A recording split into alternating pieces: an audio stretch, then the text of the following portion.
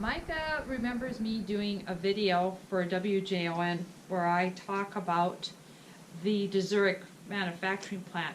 The DeZuriks were born and raised around here, and they had a beer distributing place just a block away from where we're standing, and they were friends with a man named Ed Stodalka.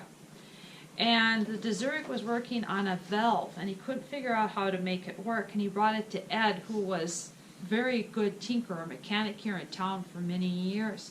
And Ed figured it out. And the DeZurik says, Ed, what do you want for this for money? And he says, no money, we're friends.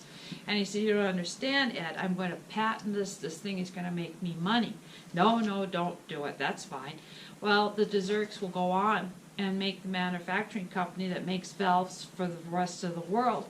And Ed always teased that he could have been a millionaire if he would have only said yes to it. But he didn't do it. But Ed and his brother Cyril flew airplanes. They were very good friends with Charles Lindbergh. Charles Lindbergh even landed his plane here in Royalton prior to World War I. He had problems with it, and the Stodalka brothers fixed it.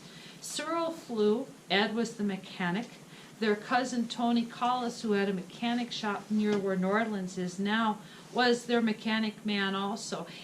Tony Collis liked to jump out of airplanes and did wing walking, and he was to jump out of an airplane here in the 1925 town 4th of July party we were having, but the weather wouldn't allow him to do it.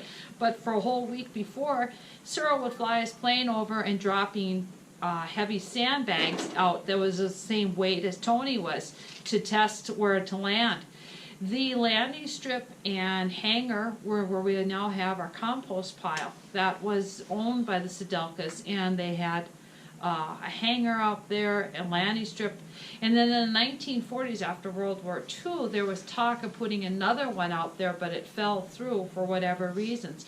If it would have been, we had only had the only airport prior to the 1941 between here and St. Cloud and Brainerd.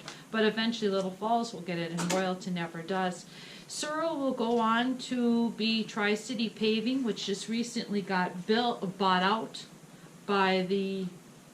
Who got bought them now? Knife River? Knife River, thank you, Mike.